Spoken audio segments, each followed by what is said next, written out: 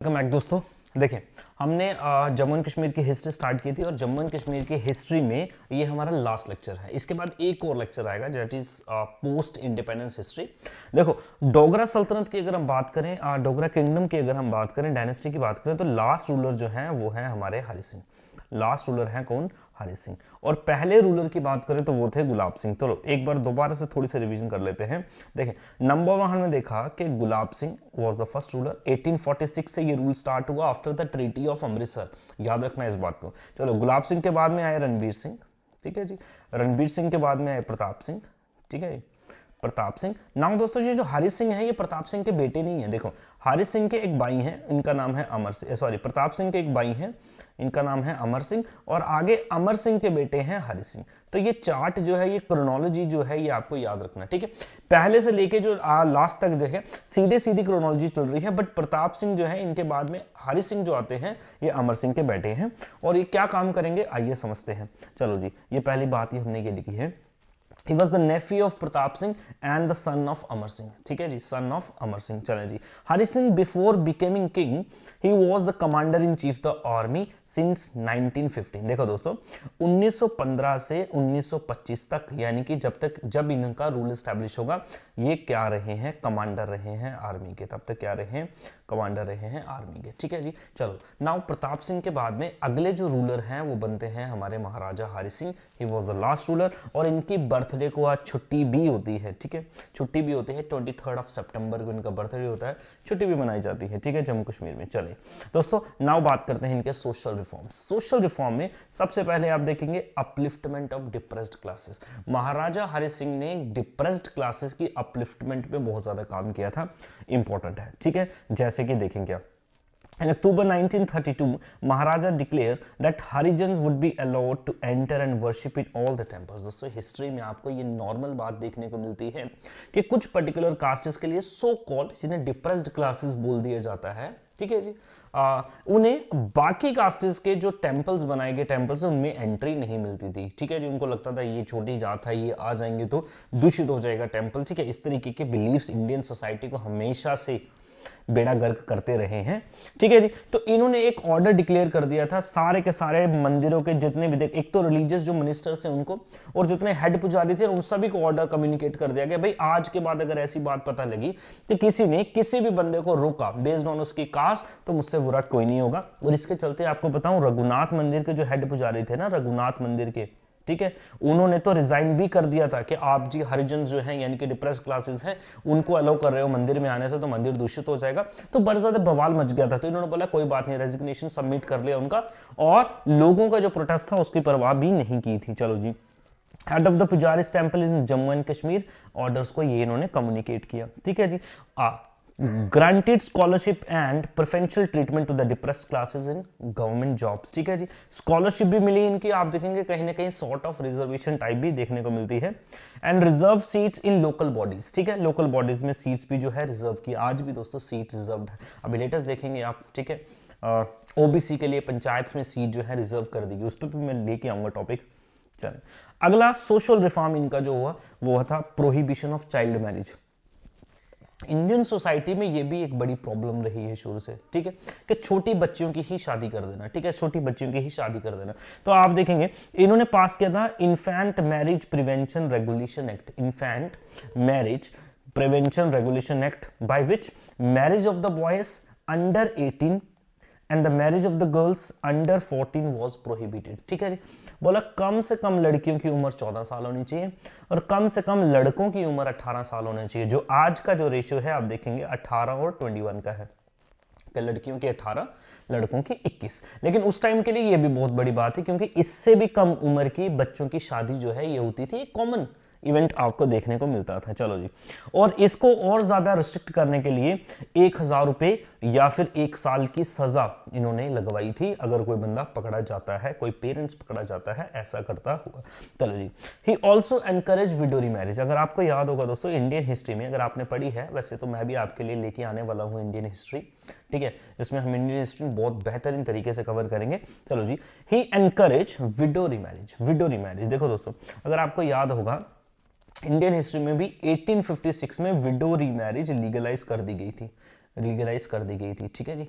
चलो जी आगे, ही paused the law and allowed the widow to remarry, remarry जो उसकी होगी अभी वो क्या है, suppression of immoral traffic in women, declared prostitution as a sin, immoral and offense, ordered closure of brothels, brothels means prostitution house होते हैं जो, उनको बंद करवा दिया था, prostitution जो काम था उसको illegal कर दिया था, ठीक है जी, and also give them training in various handicrafts to make them economically self reliant। ऐसी जो औरतें थी जो prostitution में बेचारी फंसी हुई थी, उनके लिए आप देखेंगे कुछ स्पेसिफिक तरीके की इन्होंने उनको training the art and craft में, ताकि उस ट्रेनिंग से वो अपना जो लिविंग है वो उसको कमा सकें दोस्तों, ठीक है जी। चलो नेक्स्ट है हमारे पास सप्रेशन ऑफ फीमेल इन्फेंटिसाइड, ये भी इंडियन सोसाइटी की बहुत तगड़ी प्रॉब्लम रही है। एक बच्ची का जन्म हो उस टाइम पे, क्योंकि ये टेक्निक्स नहीं थी कि नहीं तो बच्चे अगर जन्म से पहले ही पता लग जाए ये बच्ची है तो बीच में ही मार देंगे, ठीक है, बट उस टाइम ये टेक्निक नहीं थी ना। बच्ची अगर पैदा हो गई है अब क्या करेंगे, अब उसको मारेंगे, ठीक, उसको बोलते हैं फीमेल इन्फेंटिसाइड। फीमेल इन्फेंट का मतलब होता है छोटा बच्चा, ठीक है, बच्चा पैदा होते ही फीमेल इन्फेंटिसाइड करना एक कॉमन बात थी, ठीक। और उनमें से आप एक प्रॉब्लम जो थी, क्यों ऐसा करते थे लोग, वो थी डाउरी, वो थी डाउरी। अब जब ये पता लगा कि भाई क्यों लोग ऐसा कर रहे हैं, तो किंग को ये पता लगा कि भाई डाउरी का एक मसला है, ठीक है, क्योंकि जब शादी होगी तो पैसा देना पड़ेगा जी, वो फिर लोगों के पास है नहीं, उस वक्त गरीब लोग हैं, तो इसके लिए क्या कर रहे हैं जी, लड़कियों को मार दे रहे हैं। तो इन्होंने क्या किया, due to dowry female child was consider as a burden, burden समझा जाता था। महाराजा प्रोक्लेम्ड, देखो बोला इन्होंने कि अगर किसी के घर में एक लड़की पैदा होती है तो 1 एकड़ जमीन की उसके पेरेंट्स को दी जाएगी, 1 एकड़ जमीन उसके पेरेंट्स को दी जाएगी, ताकि उधर से जो फसल हो उससे उसका पालन पोषण वो कर सकते हैं, ठीक है जी। Proclaimed for every girl child born in a family her parent would be granted an acre of land and financial help at the time of marriage. दोस्तों अभी भी देखो गवर्नमेंट ने स्कीम चलाई है, लाडली बेटी स्कीम, लाडली बेटी स्कीम, अगर आपको याद होगा तो ये भी मैरिज के टाइम पे फाइनेंशियल असिस्टेंस देती है। तो महाराजा गुलाब सिंह जो है, सॉरी जो हरि सिंह है, इन्होंने भी ऐसी स्कीम चलाई थी और एक फंड भी तैयार किया था, धन देवी मेमोरियल फंड। धन देवी मेमोरियल फंड, धन देवी मेमोरियल फंड क्या करेगा, इन बच्चियों की शादी कराएगा, जो भी पैसा आएगा खर्चा होगा शादी पे, ये इस फंड से दिया जाएगा बाय द स्टेट, ठीक है जी। चलो जी, this measure greatly discourage female infanticide, इसके चलते बोल रहा जी इसका बहुत अच्छा इंपैक्ट रहा, लोगों ने फीमेल इन्फेंटिसाइड करना बंद कर दिया। अच्छा जी, विमेन की पोजीशन और अच्छी करने के लिए आप देखेंगे एबॉलिशन ऑफ पोलेंड्री। दोस्तों पोलेंड्री एक फॉर्म ऑफ मैरिज होती है जिसमें एक लड़की या एक विमेन, ठीक है जी, शादी करती है मोर देन वन मैन से, more than one man, more than one man, ठीक है, यानी कि एक वाइफ है, एक से ज्यादा हस्बैंड हो सकते हैं, 2 हो सकते हैं, 3 हो सकते हैं, और ये बड़ी कॉमन आप देखेंगे प्रेवलेंट, कुछ ट्राइबल्स लोग जो हैं लद्दाख के उस टाइम पे ये कॉमन हुआ करती थी। इन्होंने यहाँ पे उसको क्या डिक्लेयर कर दिया था, क्राइम डिक्लेयर कर दिया था, बोला जी ये सोसाइटी के लिए ठीक नहीं है, और उसको ये बोलते हुए इन्होंने एबॉलिश कर दिया था। हेल्थ दोस्तों वेरी इंपॉर्टेंट, ये किसी वैसे किताब में तो ये पॉइंट्स नहीं आपको मिलते, ये ढूंढ के वैसे मैं इसमें से बड़े सारे, देखो मेरी जितनी भी प्लेलिस्ट हैं आपको देखेंगे, कुछ कुछ चीजें मैं ढूंढ ढूंढ के इसमें रखता हूँ, किताबों में ये सारी के सारी आपको पॉइंट्स नहीं देखने को मिलेंगे। चले, he built numerous hospitals and dispensaries, जिसमें 2 इंपॉर्टेंट हैं, श्री महाराजा हरि सिंह हॉस्पिटल श्रीनगर, श्री महाराजा हरि सिंह हॉस्पिटल श्रीनगर आज भी है दोस्तों, फेमस हॉस्पिटल है, एंड श्री महाराजा गुलाब सिंह हॉस्पिटल जम्मू, जिसको बोलते हैं SMGS हॉस्पिटल जम्मू, ठीक है जी, SMGS हॉस्पिटल जम्मू, जम्मू के शालीमार में है दोस्तों, जम्मू के शालीमार में है, ठीक है। चलो जी, नाम में गुलाब सिंह है तो ये मत समझ लेना गुलाब सिंह ने बनवाया था, नहीं, लास्ट महाराजा यानी कि महाराजा हरि सिंह जो है इन्होंने बनवाया था। एजुकेशन में भी इनके तगड़ी कंट्रीब्यूशन रही हैं, कई रिफॉर्म्स रहे हैं, जैसे कि नंबर 1 इन्होंने पास किया compulsory primary education act, very important, compulsory primary education act made it compulsory for the parents to send their children, कि वो कम से कम प्राइमरी एजुकेशन रिसीव करें, कम से कम प्राइमरी एजुकेशन रिसीव करें, and made mandatory for all children to get education. बहुत ज्यादा इन्होंने प्राइमरी स्कूल्स ओपन किए, स्कॉलरशिप्स डिजर्विंग स्टूडेंट्स को दिए, and he also appointed directorate of education, ठीक है जी, डायरेक्टरेट ऑफ एजुकेशन। 2 कॉलेजेस इन्होंने बनवाए थे, ठीक, एक पुंछ में और एक मीरपुर में। दोस्तों कॉलेजेस का जिक्र जब भी आएगा ना, कॉलेजेस का जिक्र जब भी आएगा, नंबर 1 आपके दिमाग में एक बंदा आ जाना चाहिए, वो है प्रताप सिंह। वो कौन है, प्रताप सिंह, याद होगा आपको, ठीक है जी, प्रताप सिंह कॉलेज श्रीनगर, और prince of Wales college, science college है जो आज का आपका, ठीक है, जम्मू में, ये उन्होंने 1905 और 1907 में ये दो important. Amar Singh technical institute Pratap Singh ने बनवाया था। कैनाल्स की भी बात जहां पे होगी, रणबीर कैनाल, प्रताप कैनाल, अपर झेलम कैनाल, ठीक है जी, उज्ज कैनाल, बसंतर कैनाल, ये भी प्रताप सिंह ने बनवाए थे। इंपॉर्टेंट बनने हैं, याद रखेंगे आप। चले जी आगे। Post graduate classes were started in English now, इन्होंने बोले देखो ग्रेजुएट के बाद में जितनी भी क्लासेस होंगी वो किस में स्टार्ट की गई, इंग्लिश में, and in government colleges Srinagar में, ठीक है, इंपॉर्टेंट। तो इंग्लिश एजुकेशन को भी इन्होंने क्या किया, प्रमोट किया। वेरी इंपॉर्टेंट दोस्तों, ये पॉइंट इसके मैं आगे तारा बना रहा हूं, ये आपको याद रखना है, ये आपको याद रखना है। महारानी तारा देवी इनकी बीवी है, इनकी बीवी है, किनकी, हरि सिंह की बीवी है। इन्होंने महारानी महिला कॉलेज बनवाया दोस्तों, महारानी महिला कॉलेज 1944। डेट बिल्कुल भी इंपॉर्टेंट नहीं है। कई लोग मुझे कमेंट करते सर इस दिन नहीं बनाया था, इस डेट को बनाया था। ओ भाई डेट कोई नहीं पूछता, ठीक है, क्यों बेवकूफ़ की तरह बने हुए यार, तुम्हें यूट्यूब रटाते हैं, डेट्स पागल की तरह बेवकूफ़ बना देते हैं, इनको पता है नहीं कुछ, डेट्स नहीं पूछी जाती, ठीक है। इतनी भी इंपॉर्टेंट डेट नहीं है कि आपसे पूछ रही, क्योंकि इंस्ट्रूमेंट ऑफ सक्सेशन नहीं है, समझ रहे मेरी बात। डेट्स बहुत ज़्यादा इंपॉर्टेंट चीज़ की पूछी जाती है। चलो नाउ आज इसी कॉलेज को हम क्या बोलते हैं, परेड कॉलेज फॉर विमेन के नाम से जानते हैं, परेड कॉलेज फॉर विमेन। ये देखें दोस्तों, ये परेड कॉलेज फॉर विमेन है। अगर आप जम्मू में आएंगे, ये बड़ा फेमस कॉलेज है। लड़कियों की अगर आप बात करेंगे तो लड़कियों का सबसे फेमस कॉलेज ये है जम्मू में, परेड विमेन कॉलेज ही है, ठीक है। चलो जी, ये महारानी महिला देवी रानी, सॉरी, ठीक है, तारा रानी, महिला रानी बोल रहा हूँ, तारा रानी ने महारानी महिला कॉलेज बनवाया था, ठीक है। चलो जी दोस्तों, स्पेशली फॉर विमेन, ठीक है, आज भी वुमेन के लिए है, लड़कों की एडमिशन नहीं होती इधर। अगला है इकोनॉमिक रिफॉर्म्स, इकोनॉमिक रिफॉर्म्स। दोस्तों एक बहुत जबरदस्त इन्होंने एक्ट पास किया था, land alienation act, land alienation act. Land alienation act क्या बोलता है, देखो, सपोज दिस इज लैंड और इस लैंड में एग्रीकल्चर होता है, ये एग्रीकल्चरल लैंड है, ये मैं ओन करता हूँ। मैं सोच रहा हूँ कि यार मैं अपनी लैंड को ना बेच दूँ, मेरे को कुछ प्रॉब्लम है, मैं अपनी लैंड को बेच दूँ। लैंड को तो मैं बेचूंगा, मैं ऐसे ही बंदे को ये लैंड बेच सकता हूं जो इसके ऊपर एग्रीकल्चर करेगा।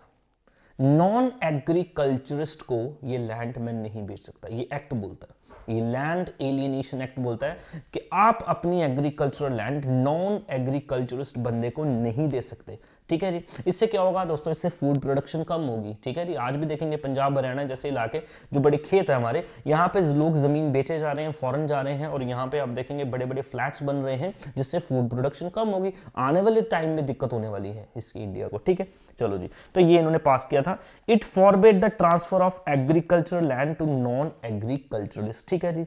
इन्हीं का टाइम पे जम्मू एंड कश्मीर बैंक भी बनाया गया 1938 में, याद रखें। जम्मू एंड कश्मीर यानी कि बैंकिंग सेक्टर में कहीं ना कहीं रिफॉर्म्स आपको देखने को मिलेंगे। पहला फॉर्मल सेक्टर, आपको फॉर्मल जो बैंक होता है, इससे पहले भी बैंकिंग फंक्शंस होते थे, ऐसी बात नहीं है, लेकिन एक फॉर्मल एस्टैब्लिशमेंट जो आप कह सकते हैं बैंक की जो होती है, वो जम्मू एंड कश्मीर बैंक इन्हीं के टाइम पे होती है। नेक्स्ट दोस्तों, एडमिनिस्ट्रेटिव रिफॉर्म्स। एडमिनिस्ट्रेशन को लेके इनके क्या रिफॉर्म्स थे, ये भी दोस्तों बहुत ज्यादा इंपॉर्टेंट है, जम्मू एंड कश्मीर के निवासियों के लिए तो बहुत ज्यादा इंपॉर्टेंट है। कैसे, नाउ देखते हैं। 1934 में एक लेजिस्लेटिव असेंबली बनाएगी जिसका नाम था प्रजा सभा, लेजिस्लेटिव असेंबली बनाएगी प्रजा सभा। दोस्तों Jammu and Kashmir finance account assistant के पेपर में ये सवाल पूछा था कि पहला लेजिस्लेचर कौन था, पहला लेजिस्लेचर कौन था, उसमें था प्रजा सभा, ठीक है जी, विधानसभा, और उसमें था महासभा, और एक था राज्यसभा। दोस्तों प्रजा सभा वाज द फर्स्ट, प्रजा सभा वाज द फर्स्ट, ठीक है जी, ये पहला लेजिस्लेचर था। इनसे पहले महाराज प्रताप सिंह ने भी एक काउंसिल बनाई थी, बट वो एग्जीक्यूटिव काउंसिल थी, एग्जीक्यूटिव काउंसिल थी। एग्जीक्यूटिव काउंसिल का काम लॉ मेकिंग नहीं होता, बट लेजिस्लेटिव असेंबली का काम क्या होता है, लॉ मेकिंग होता है। अब कानून कौन बनाएगा, ये असेंबली बनाएगी, राजा खुद नहीं बनाएगा, ये असेंबली बनाएगी। क्या नाम था, प्रजा सभा, क्या नाम था, प्रजा सभा। आगे चल के ये विधानसभा बन जाएगी दोस्तों। चलो जी, it consist of 75 members, 75 members की स्ट्रेंथ थी इसमें, ठीक है जी, 75 मेंबर्स की स्ट्रेंथ थी। इनमें से 33 मेंबर्स जो थे वो इलेक्टेड थे, और बाकी के बंदे जो थे वो नॉमिनेटेड थे, ठीक है जी। और ये इलेक्टेड कैसे थे, क्या यूनिवर्सल अडल्ट फ्रेंचाइजी था, यानी कि सब लोगों को वोटिंग का अधिकार था, नहीं दोस्तों, लिमिटेड फ्रेंचाइजी थी, लिमिटेड फ्रेंचाइजी। लिमिटेड फ्रेंचाइजी का मतलब दोस्तों होता है कि मान लो कुछ अमीर लोग हैं जो टैक्स पे करते हैं, जो एजुकेटेड लोग हैं, उन्हीं को वोटिंग राइट्स दिए जाते हैं, सभी के सभी को वोटिंग राइट्स नहीं मिलते। सबको वोटिंग राइट्स कब मिलते हैं? आज़ाद होने के बाद में, जब कॉन्स्टिट्यूशन बनाया जाएगा उसके बाद यूनिवर्सल एडल्ट सफरेज बनाया जाएगा। दोस्तों अगर आप बोलेंगे कि constitution of Jammu and Kashmir में आपको पढ़ाऊं तो मेरे को आप बताना, कमेंट करना, मैं आपको constitution of Jammu and Kashmir पढ़ाऊंगा। आज उसके कई सारे फीचर्स खत्म हो गए हैं और जम्मू एंड कश्मीर को आपको पता है सेंट्रल गवर्नमेंट रूल करती है, बट वो हमारे लिए बहुत ज़्यादा इंपॉर्टेंट है, वहां से सवाल पूछे जाते हैं। ठीक है दोस्तों, चलिए जी। इसके बाद में Jammu and Kashmir high court was establish in 1929 as per Jammu and Kashmir high court constitution act 1928। दोस्तों 1928 में एक एक्ट पास किया गया। इस एक्ट ने बोला एक हाई कोर्ट होना चाहिए, एक हाई कोर्ट होना चाहिए। इनसे पहले प्रताप सिंह, अगर आपको याद होंगे, उन्होंने भी दो सदर, आप देखेंगे सदर अदालत बनाई थी उन्होंने, एक कश्मीर में और एक जम्मू में, बट प्रॉपर एक बिल्डिंग स्ट्रक्चर जो हाई कोर्ट का था वो नहीं बना था। वो किन्होंने बनाया? वो बनाया महाराज हरि सिंह ने, जो आज भी है जम्मू के जानीपुर में। जम्मू के जानीपुर में आपको देखने को मिलेगा हाई कोर्ट की ये बिल्डिंग। चलो जी, इस हाई कोर्ट की कंपोजिशन क्या थी दोस्तों? इंपॉर्टेंट है। उस टाइम पे इस हाई कोर्ट की कंपोजिशन क्या थी दोस्तों? देखो 3 जजेस इसमें अपॉइंट किए गए, 3 जजेस। 3 में से एक जज थे chief justice of Jammu and Kashmir high court और 2 थे एडिशनल जजेस। ठीक है, तो ये हैं एक chief justice along with 2 other जजेस वर अपॉइंटेड दोस्तों। और पहला ये भी सवाल आपको कभी कभी पूछता है, चीफ जस्टिस कौन थे? Lala Kanwar Sen. Lala Kanwar Sen was the chief justice of Jammu and Kashmir high court पहले।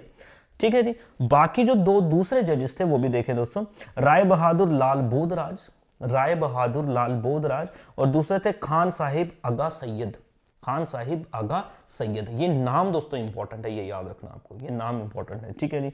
लाला कन्वर सेन ये पहले चीफ जस्टिस थे। वेरी वेरी इंपॉर्टेंट दोस्तों, वेरी वेरी इंपॉर्टेंट। जो स्टेट सब्जेक्ट का स्टेटस था, एक डॉक्यूमेंट बनता था जो स्टेट सब्जेक्ट्स लोगों का, जो जम्मू एंड कश्मीर को ओरिजिनली बिलोंग करते हैं, वो इन्होंने स्टार्ट किया था। State subject status was granted to mulkis, मुल्की मतलब resident of Jammu and Kashmir. और उन्होंने बोला जो स्टेट सब्जेक्ट्स हैं उनके पास कुछ स्पेशल प्रोविजंस रहेंगे, स्पेशल्स उनको बेनिफिट्स मिलेंगे, जैसे कि जॉब्स उन्हीं को मिलती थी स्टेट के अंदर, जमीन वही खरीद सकते थे। ठीक है जी, वही बाद में आगे चल के आर्टिकल 370 के अंदर फीचर्स डाले गए थे। ठीक है, तो स्टेट सब्जेक्ट जो मसला था महाराज हरि सिंह ने ही स्टार्ट किया था। इंपॉर्टेंट है दोस्तों। ठीक है जी। नाउ अगला टॉपिक है हमारा दोस्तों, इसी के साथ में जोड़ा हुआ है formation of Jammu and Kashmir Muslim conference. दोस्तों आज इसी को नेशनल कॉन्फ्रेंस के नाम से जानते हैं, आज इसी को नेशनल कॉन्फ्रेंस के नाम से जानते हैं। जम्मू एंड कश्मीर की एक इंपॉर्टेंट पॉलिटिकल पार्टी है ना, और one of the largest political parties में से भी एक है। ठीक है दोस्तों, अब मेरी एक बात समझे दोस्तों, अगर ये टाइम देखें ना, महाराज हरि सिंह का अगर आप टाइम देखें तो 1925 से रूल करना स्टार्ट करते हैं, 47 तक रूल करेंगे दोस्तों। ये टाइम था इंडिया में फ्रीडम स्ट्रगल का, ये टाइम था इंडिया में फ्रीडम स्ट्रगल का। दोस्तों इंडिया में आप देखेंगे जोरों शोरों से ये बात की डिमांड की जा रही थी कि जो गवर्नमेंट है वो रिस्पॉन्सिबल गवर्नमेंट होनी चाहिए, यानी कि लोगों की गवर्नमेंट होनी चाहिए, लोगों के पास वोटिंग राइट्स होने चाहिए, लोगों का कॉन्स्टिट्यूशन बनना चाहिए, अंग्रेज अपने हिसाब से इंडिया को ना चलाएं। वैसे ही लहर आपको कश्मीर में देखने को मिलेगी दोस्तों, कश्मीर में देखने को मिलेगी, और पहली पॉलिटिकल पार्टी कश्मीर में बनाई जाएगी, वो होगी Jammu and Kashmir Muslim conference. तो इससे पहले भी एक छोटी सी प्रोटोटाइप पॉलिटिकल पार्टी बनी थी, लेकिन एक्चुअल में उसको पॉलिटिकल पार्टी नहीं बोलते। आइए देखते हैं, समझते हैं क्या कुछ फैक्टर्स लिखे हैं ये पॉलिटिकल पार्टी क्यों बनी। दोस्तों फैक्टर्स क्या है? Dissatisfaction with the rule of Maharaja Hari Singh, दो पॉवर्टी थी, हैवी टैक्सेशन थी, मिनिस्टर्स करप्ट थे, इनकॉम्पिटेंट थे, डिसऑनेस्ट थे। ठीक है जी। एजुकेटेड मुस्लिम के लिए बड़ी प्रॉब्लम थी, ग्रीवियंसेस थे। दोस्तों ऐसा भी लिखा गया बाय द हिस्टोरियंस कि जो मुस्लिम्स थे कंपैरेटिवली पहले तो कम पढ़े थे हिंदूज के हिसाब से, बट जो पढ़े लिखे थे उनके साथ भी कहीं ना कहीं जस्टिस नहीं हो रहा था एज पर द हिस्टोरियंस। क्या है कि भाई उनको जो हाई पोस्टेज जो थी वो सरकार के अंदर नहीं मिल रही थी, हाई पोस्टेज सरकार के अंदर नहीं मिल रही, तो उनको ये लग रहा था कि हमारे साथ डिस्क्रिमिनेशन हो रहा है। ठीक है जी। चलो जी, denial of political and civil liberties और impact of Indian national movement, वो भी था। Struggle of the state went, अच्छा students from state went to India for higher study ठीक है जी। और newspaper journals awaken the Kashmiris. देखो दोस्तों, जब लोग यहाँ से पढ़ने के लिए इंडिया में जाते थे, ठीक है जी, अलीगढ़ मुस्लिम यूनिवर्सिटी जाते थे या बाकी यूनिवर्सिटीज में जाते थे, तो देखते थे इंडिया में किस तरीके से जोरों शोरों से मूवमेंट चल रहे हैं अंग्रेजों के खिलाफ। वो लोग थे उस टाइम पे, आप देखेंगे क्रांति से भर जाते थे, और वही आग आपको कश्मीर में भी देखने को मिलेगी। चलो, जैसे लिखा गया 1920 का नॉन कॉपरेशन मूवमेंट हुआ, 1930 का सिविल डिसोबीडियंस मूवमेंट हुआ, तो वो सारी चीजें आपको यहाँ पे भी देखने को मिलेगी। दोस्तों, पहले मुस्लिम कॉन्फ्रेंस बनने से पहले आप देखेंगे दोस्तों, एक पार्टी बनाई गई थी, इसको बोलते हैं reading room party. Reading room party कैसे, कुछ पढ़े लिखे लोग थे, वो क्या करते थे, एक रूम में बैठा करते थे और रूम में बैठ के आपसी जो मसले थे, जो डिस्कशन थी, उसके ऊपर करते थे कि हाँ भाई क्या होना चाहिए, क्या होना चाहिए, लिबर्टीज होनी चाहिए, ये चीजें होंगी तो हमें प्रोटेस्ट करना चाहिए। वो रीडिंग रूम पार्टी थी, ठीक है जी। Students from Aligarh Muslim university along with Muslim leaders in state organise themselves into group called reading room party. दोस्तों, ठीक है जी, रीडिंग रूम पार्टी। अब ये क्या करती थी, देखो यहाँ पे कुछ नाम है, आप देखें, बशीरुद्दीन एंड नासिरुद्दीन, दो कजिन थे दोस्तों। बेसिकली ये इसके फाउंडर थे रीडिंग रूम पार्टी के। This party led the movements for freedom struggle in Kashmir, और इन्होंने शुरुआत की कि हम क्या करेंगे, आजादी की लड़ाई लड़ेंगे अगेंस्ट किंग, हम बोलेंगे जी हमें डेमोक्रेटिक गवर्नमेंट चाहिए। चलो जी, शुरू किया। During this struggle one energetic young agitator emerge, Sheikh Mohammad Abdullah. दोस्तों, ठीक है जी, शेख मोहम्मद अब्दुल्ला, अब्दुल्ला हो गया, शेख मोहम्मद अब्दुल्ला। दोस्तों, शेख मोहम्मद अब्दुल्ला आप देखेंगे यहाँ पे इमर्ज होंगे, और सबसे बड़े लीडर इमर्ज होंगे जो आने वाली फ्रीडम स्ट्रगल ऑफ कश्मीर को लीड करेंगे, ठीक है जी, अगेंस्ट महाराजा। ठीक है जी। He had return from Aligarh university with master degree. दोस्तों, एमए उस टाइम पे मास्टर डिग्री बहुत बड़ी बात थी, मास्टर डिग्री बहुत बड़ी बात थी, ठीक है जी। And he could not secure the post of teacher but could secure only the post of government teacher. उनको सिर्फ और सिर्फ उस टाइम पे गवर्नमेंट टीचर की पोस्ट मिली, दो वो बोल रहे थे, सोचते थे कि मुझे इससे भी कोई बड़ी पोस्ट जो है वो मिलनी चाहिए, तो उनको मतलब कहीं ना कहीं ये लगता था कि डिस्क्रिमिनेशन है। And he protested against Maharaja policy of denying high jobs to Muslims and resigned in protest. उन्होंने प्रोटेस्ट में एक टाइम पे रिजाइन भी कर दिया था। सॉरी। तो आप देखेंगे दोस्तों, कहीं ना कहीं ग्राउंड्स बन चुके हैं कि लोग अभी क्या करेंगे, रिवोल्ट करेंगे राजा की गवर्नमेंट के अगेंस्ट, जहां पे वहां अंग्रेजों के खिलाफ रिवोल्ट चल रहे थे। जम्मू एंड कश्मीर में आप देखेंगे, पर्टिकुलरली कश्मीर में लोग राजा की गवर्नमेंट के अगेंस्ट क्या करेंगे, रिवोल्ट करेंगे और बोलेंगे हमारी गवर्नमेंट होनी चाहिए, इलेक्शन होने चाहिए, पॉपुलर गवर्नमेंट जो है ये होनी चाहिए। ये सारी बातें दोस्तों चल रही थी। नाउ दोस्तों, आप देखेंगे 1931 में आप पहुंचते हैं तो आपको कश्मीर में कम्युनल क्लैशेस भी देखने को मिलेंगे। Very important, very important. अपने आप में ये बहुत बड़ा कम्युनल क्लैश था। यहां पे आप देखेंगे हिंदूज वर्सेस मुस्लिम का दोस्तों एक कम्युनल क्लैश हो जाएगा, और ये होता क्यों है आइए समझते हैं। On July 21, 1931 a meeting was held Khanqah Maula. Khanqah मौला आपको देखेंगे जो मॉस्क है श्रीनगर में, यहाँ पे एक मीटिंग चल रही है दोस्तों। मीटिंग क्या चल रही है, और मीटिंग में आप दोस्तों एक लीडर है जिनका नाम क्या है, अब्दुल कादिर। अब्दुल कादिर दोस्तों, अब्दुल कादिर एक रिलीजियस फैनेटिक है। रिलीजियस फैनेटिक मतलब वो बंदा है जो धर्म को लेके बहुत ज्यादा कट्टर होता है। अब इन्होंने एक स्टेटमेंट यहाँ पे बनाई, एक स्टेटमेंट बोली, और वो स्टेटमेंट गवर्नमेंट के अगेंस्ट में इशारा कर रही थी। कहीं ना कहीं ये माना गया कि ये जो स्टेटमेंट है ये सेडिशियस स्टेटमेंट है, ये भड़का सकती है, ये दंगा करा सकती है, और आप देखेंगे इस स्पीच को कंसिडर किया गया हाईली सेडिशियस और कम्युनल। अब्दुल कादिर जो है इनको क्या कर लिया, अरेस्ट कर लिया गया दोस्तों। अब्दुल कादिर को अरेस्ट कर लिया गया और इनके ट्रायल स्टार्ट हो गए, कोर्ट में ट्रायल हो गए जी, इनको कोर्ट में लेके गए। ठीक, अब कोर्ट में लग गए तो आप देखेंगे कोर्ट के बाहर बहुत ज्यादा भीड़ लगी, बहुत ज्यादा भीड़ लगी। बोला जी अब क्या करें, अब ट्रायल चलेंगे, लोग भीड़ जब होती है, भीड़ को भटकते टाइम नहीं लगता, भड़क जाते हैं भीड़। ठीक है, अब इनको शिफ्ट कर दिया दोस्तों वहां से, कहां पे, जेल में, जेल में शिफ्ट कर दिया जी, जेल में डालो, जेल में ट्रायल चलेगा दोस्तों। लोग जेल के बाहर, ठीक है जी, जो लगभग 5000 की भीड़ जेल के बाहर, बहुत बड़ी भीड़ होती है 5000 की जेल के बाहर, और ये लोग क्या कर रहे हैं, बड़े ज्यादा गुस्से में, एंग्री, नारे लगा रहे हैं, राजा के खिलाफ नारे लगा रहे हैं कि बंदे को छोड़ो भाई हमारे। ठीक है जी, इसके चलते आप देखेंगे यहां पे क्या हो गया, एक टसल हो जाता है यहां पे गवर्नमेंट के बीच में और इन प्रोटेस्टर्स के बीच में। गवर्नमेंट मतलब ये पुलिस के बीच में और प्रोटेस्टर के बीच में। इनकी डिमांड क्या थी कि विथड्रॉ किया जाए, भाई निकाला जाए अब्दुल कादिर को बाहर। तो आप देखेंगे इस टाइम पे स्टोन पेल्टिंग होती है, लोगों ने विद्रोह में पत्थर मारना स्टार्ट किया। ठीक है जी, और इस टाइम पे पुलिस ने इनके ऊपर ओपन फायर कर दिया, इनके ऊपर ओपन फायर कर दिया, और इधर से आप देखेंगे लगभग 21% किल मारे गए और कुछ वुंड हो गए दोस्तों। अब यहां पे जो मारे गए they were all Muslims, of course they were Muslims. और मारा किसने है, पुलिस ने।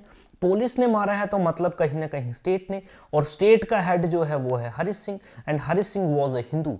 अब ये जो एक्ट था इसको ऐसा लिया गया कि हमारे ऊपर अत्याचार कर रहा है, और ये अत्याचार कौन कर रहा है? हिंदू कर रहे हैं दोस्तों। अत्याचार कौन कर रहे हैं? हिंदू। अब यहाँ पे हिंदू और मुस्लिम की दोस्तों प्रॉब्लमेटिक टसल स्टार्ट हो जाती है, and this created resentment among the Muslim population and they turn their Wraith against the Hindu shops. Hindu shops को दोस्तों उन्होंने लूटना स्टार्ट किया, उसको जला दिया, आग लगा दी दोस्तों, ठीक है, और जिसमें 3 हिंदूज की जो है डेथ भी चली जाती है, ठीक, क्योंकि हिंदू जो रूल था ना महाराजा का, कहीं ना कहीं हिंदू के साथ भी आइडेंटिफाई किया जा रहा था उसको, ठीक। चलो जी, and on July 13 open demonstration against the despotic rule of Maharaj Hari Singh took place. दोस्तों सबसे बड़ा जुलूस था ये, ऐतिहासिक जुलूस जो महाराजा की गवर्नमेंट के अगेंस्ट जो है ये चलाया जा रहा था, ठीक है जी। इसी के चलते आप देखेंगे दोस्तों मुस्लिम कॉन्फ्रेंस जो है इसकी फॉर्मेशन हो दी जाती है कि हम क्या करेंगे, अपने इंटरेस्ट को आगे रखेंगे, गवर्नमेंट के, इंडियन गवर्नमेंट के भी रखेंगे, राजा के अगेंस्ट भी प्रोटेस्ट करेंगे, ठीक। चलो जी, अक्टूबर 1932, ये डेट इंपॉर्टेंट है दोस्तों,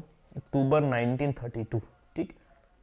1932 first political party in Kashmir was set up, namely all Jammu and Kashmir Muslim conference. Very important, सुने मेरी बात, मुस्लिम कॉन्फ्रेंस है, अभी तक नेशनल कॉन्फ्रेंस नहीं है, पहले क्या थी? मुस्लिम कॉन्फ्रेंस, ठीक है जी, by Sheikh Mohammad Abdullah. Muslim conference with time changed its attitude and opened doors for religious and changed the name of the party as National Conference 1938। 32 में बनी थी, 38 में नाम चेंज किया। नाम चेंज क्यों किया दोस्तों? शेख मोहम्मद अब्दुल्ला जो थे ना, Sheikh Mohammad Abdullah the energetic leader of Kashmir, इनकी दोस्ती है किसके साथ? जवाहरलाल नेहरू साहब के साथ। जवाहरलाल नेहरू साहब के साथ, जवाहरलाल नेहरू साहब ने इनको बोला था कि अगर आप वाकई में कुछ रिफॉर्म्स लाना चाहते हो, कुछ पॉलिटी में चेंज लाना चाहते हो, तो ये वर्ड जो मुस्लिम है ये ठीक नहीं है, ये वर्ड मुस्लिम नहीं, बिकॉज आपको सभी को साथ में लेके चलना है, ठीक है जी, सभी को साथ में लेके चलना। तो उनकी बात इन्होंने मानी, ठीक। विद टाइम आप देखेंगे इनके साथ हिंदूज भी जुड़े, इनके साथ सिख भी जुड़े दोस्तों, ठीक, और ये सारे के सारे यूनाइटेड स्ट्रगल करते हैं अगेंस्ट द रूल ऑफ महाराजा, यानी कि मोनार्की, ठीक है जी, यानी कि मोनार्की, ठीक है जी। तो इन्होंने नाम क्या कर दिया? चेंज कर दिया। National conference joined by Hindu Sikh as well, and it became more stable and more powerful party. इनका एम क्या था दोस्तों? नेशनल जो ये कॉन्फ्रेंस है इसका एम क्या है?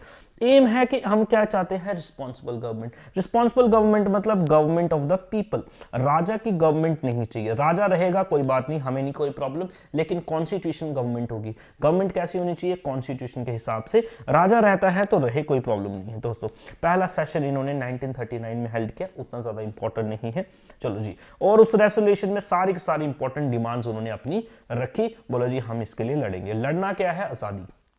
लड़ना क्या है? आजादी। आजादी क्या है दोस्तों? आजादी का मतलब आप गलत नहीं लेके जाए, आजादी का मतलब है कि राजा का गवर्नमेंट, राजा की गवर्नमेंट खत्म होनी है और लोगों की गवर्नमेंट शुरू होनी है, ठीक है जी। और लोगों की गवर्नमेंट कैसी होती है? कॉन्स्टिट्यूशनल होती है दोस्तों। चलो जी, अब देखेंगे दोस्तों, आप यहां पे एक मूवमेंट भी देखने को मिलेगा, क्विट इंडिया मूवमेंट। दोस्तों 1942 इंडिया में मिस्टर गांधी लॉन्च करते हैं quit India movement, quit India movement, ठीक है। ऐसे ही मूवमेंट कश्मीर में भी लॉन्च की जाती है, बट ये क्या है? क्विट कश्मीर मूवमेंट, ठीक है। जैसे नया कश्मीर मैनिफेस्टो भी बोलते हैं। नया कश्मीर मैनिफेस्टो क्या मतलब? राजा की गवर्नमेंट खत्म होगी, लोगों की गवर्नमेंट आएगी, तो क्या होगा? नया कश्मीर होगा, ठीक है जी। Some reforms were introduced by the Maharaja 1938, but conference was not satisfied. Maharaja ने इनकी बात समझ के कुछ कुछ रिफॉर्म्स ला रहे थे, लेकिन अभी तक ये सेटिस्फाई नहीं हुए। और फरवरी 1945 में, दोस्तों ये डेट याद रखना, डेट इंपॉर्टेंट है, डेट इंपॉर्टेंट है। National conference produce a draft for future constitution. उन्होंने बोला जी एक ड्राफ्ट पेश कर दिया, एक बिल पेश कर दिया, फ्यूचर कॉन्स्टिट्यूशन बनाया जाएगा। Came to be known as new Kashmir plan, नया कश्मीर मैनिफेस्टो, और राजा के सामने पेश कर दिया दोस्तों। नया कश्मीर एक फ्यूचर प्लान, ठीक है। वहां पे भी आप देखेंगे कॉन्स्टिट्यूशन बनाने की तैयारी चल रही थी इंडिया में भी, और यहां पे भी एक ड्राफ्ट पेश कर दिया, नया कश्मीर, ठीक है दोस्तों। चलो जी, 1946 में इन्होंने लॉन्च कर दिया दोस्तों quit India, sorry quit India बार बार आ रहा है, क्विट कश्मीर। क्विट कश्मीर में क्या बोल रहे हैं जी? लोगों को ट्रांसफर कर दो आप पावर, यानी कि डेमोक्रेसी एस्टेब्लिश हुई। राजा को बोला क्विट कश्मीर। क्विट कश्मीर का मतलब ये है कि क्विट नहीं कर देना कश्मीर, मतलब आपकी गवर्नमेंट खत्म होनी चाहिए, आपकी गवर्नमेंट खत्म होनी चाहिए। चलो जी, इन द सेम ईयर 1946 अगर इंडिया के साथ कंपेयर करें तो कैबिनेट मिशन आया था दोस्तों, कैबिनेट मिशन प्लान, ठीक है जी। चलो जी, और यहां तक दोस्तों कैबिनेट मिशन प्लान के सामने शेख मोहम्मद अब्दुल्ला पहुंच गए। कि जनाब हमें भी तो मिले, हमें भी तो रिस्पॉन्सिबल गवर्नमेंट मिले, आप इंडिया में तो दे रहे हो, हमें भी चाहिए। तो Sheikh Mohammadullah put his demand before cabinet mission and demanded the Maharaja should end his autocratic rule and give self government to the people of Kashmir and Jammu. ठीक है जी, ये बात इन्होंने शेख मोहम्मद अब्दुल्ला जो साहब थे इन्होंने वहां पे पेश कर दी दोस्तों। रामचंद्र काक who was the prime minister of, अच्छा एक बात यहां पे और आपको याद रखना है, He arrested thousands of the workers of national conference इस टाइम पे दोस्तों, क्योंकि बहुत तेजी से क्विट कश्मीर मूवमेंट, तो दोस्तों अरेस्ट करना स्टार्ट किया। अब यहाँ पे जब मिस्टर नेहरू ने इंडिया में ये सुना कि हाँ भी लोगों को अरेस्ट किया जा रहा है, बेगुनाह लोगों को अरेस्ट किया जा रहा है बिकॉज वो अपने हक की लड़ाई लड़ रहे हैं और डिमांड कर रहे हैं, तो मिस्टर नेहरू ने डिसाइड किया कि मैं कश्मीर में जाऊंगा, कश्मीर के लोगों से बात करूंगा, उनकी ग्रीवियंसेस को सुनूंगा। ठीक है, और दोस्तों यहां से महाराजा ने ऑर्डर दे दिया कि मिस्टर नेहरू कश्मीर में ना आने पाए, और अगर आए अरेस्ट कर लो, तो दोस्तों आप देखेंगे जवाहरलाल नेहरू साहब को अरेस्ट कर लिया गया था by the authorities of Hari Singh. आपको कभी पूछेगा बताओ किस की अथॉरिटी के अंडर कौन से महाराज थे कि जब जवाहरलाल नेहरू साहब को अरेस्ट कर लिया गया, तो मिस्टर हरि सिंह थे, याद रखना। Mister Nehru was always interested in Kashmir struggle. When he came to know about the people of Kashmir being subjected to repression, उन्होंने सोचा कि वो कश्मीर में आए, और महाराजा ने ऑर्डर दिया था कि इनकी एंट्री पे बैन कर देना, लेकिन नेहरू साहब नहीं रुके और अथॉरिटीज ने नेहरू साहब को क्या कर लिया, अरेस्ट कर लिया। दोस्तों याद रखना, कभी आपको पूछेगा कौन सा इंपॉर्टेंट इंडियन लीडर को अरेस्ट किया गया था by the forces of Maharaja Hari Singh, mister Nehru दोस्तों। ठीक है जी, नेहरू दोस्तों। This was the year 1946। Now दोस्तों अगर आप देखेंगे 1947 में इंडिया आजाद हो जाता है। 1947 में क्या होता है दोस्तों, इंडिया आजाद हो जाता है। अब दोस्तों जब इंडिया आजाद हो जाता है, नाउ उसके बाद की कहानी आपको पता दोस्तों, ठीक है जी। उसके बाद क्या होता है आप देखेंगे, इंडिया जब आजाद हुआ है, इंडियाज इंडिपेंडेंस एक्ट, ठीक है जी, India was partition, Pakistan was created. यहाँ पे 565 प्रिंसली स्टेट्स थी इंडिया में, कितनी 565। इनको बोला जिन्होंने इंडिया ज्वाइन करना है इंडिया ज्वाइन करो, जिनको पाकिस्तान ज्वाइन करना पाकिस्तान ज्वाइन करो। ठीक है जी, अब कश्मीर को भी पूछा गया, महाराजा हरि सिंह थे, आप जनाब इंडिया में ज्वाइन करेंगे, बोला जी ना हम नहीं करेंगे। पाकिस्तान में बोला जनाब आप हमारे साथ मिल जाओ, और बोला ना जी हम तो इंडिपेंडेंट रहेंगे, देन इंडिपेंडेंट तो रहेंगे आप देखेंगे दोस्तों। ठीक है, आपको पता है कि पाकिस्तान का अटैक हो जाता है कश्मीर के ऊपर, नाउ अभी प्रॉब्लम में आ जाते हैं महाराजा हरि सिंह। यहाँ पे महाराजा हरि सिंह है, साथ में शेख मोहम्मद अब्दुल्ला हैं जो टॉप के लीडर है। शेख मोहम्मद अब्दुल्ला की दोस्ती भी है नेहरू साहब के साथ। नेहरू साहब को फोन लगाएगा, जनाब ऐसी ऐसी बात है, अटैक हो गया हमारे पे, हमारी मदद करो। नेहरू साहब ने बोला जनाब ऐसे कैसे मदद करें, हमारे वैसे ही बड़ी प्रॉब्लम्स है, आप इंडिया का पार्ट भी नहीं हो, आप एक काम करें इंडिया का पार्ट बन जाएं तो हम आपकी मदद करेंगे। दोस्तों then Kashmir became the part of India. India का जब पार्ट जम्मू एंड कश्मीर बनता है, उस डे को बोलते हैं इंस्ट्रूमेंट ऑफ एक्सेशन, उस अग्रीमेंट को बोलते हैं इंस्ट्रूमेंट ऑफ एक्सेशन। और दोस्तों वो था 26 अक्टूबर 1947। 26 अक्टूबर 1947 का दिन था दोस्तों, 26 अक्टूबर। आज भी इसको एक्सेशन डे से मनाते हैं, और दोस्तों छुट्टी भी होती है इस दिन, एक्सेशन डे की जम्मू एंड कश्मीर में छुट्टी भी होती है, ठीक है, हर 26 अक्टूबर। ठीक है, चलिए जी, Jammu and Kashmir state was given autonomy. दोस्तों ये भी बात भूली गई थी, जनाब इंडिया में तो मिल जाएंगे लेकिन हमारे लोगों को ऑटोनॉमी चाहिए। ठीक, देन देखेंगे article 370, article 335A Jammu and Kashmir को स्पेशल प्रोविजन के साथ देते हुए जम्मू एंड कश्मीर बन गया इंडिया का पार्ट। तो ठीक है, इस तरीके से जम्मू एंड कश्मीर एक इंडिया का पार्ट बन जाता है, और आज तक हमने देखा 2019 तक एक एज ए स्टेट रहा, और उसके बाद में यूटी, और आज 2024 में यूटी है दोस्तों। इसके बाद की बड़ी सारी बातें दोस्तों, कैसे 370 आया, 35A कैसे आया, क्या इंपॉर्टेंट फीचर्स थे, कैसे हमारा कॉन्स्टिट्यूशन बनाया गया, पहले इलेक्शन कब हुए, तो ये पूरी की पूरी इंपॉर्टेंट दोस्तों आप देखेंगे एक वीडियो है, ठीक है, वो आप देखेंगे 1947 के बाद की वीडियो है, पोस्ट इंडिपेंडेंस, वो ऑलरेडी मैंने वीडियो बनाई हुई है, वो उसका लिंक मैं डिस्क्रिप्शन में देता हूं आपको, डिस्क्रिप्शन उसको जरूर देखना, बहुत इंपॉर्टेंट है दोस्तों, बहुत ज्यादा इंपॉर्टेंट है।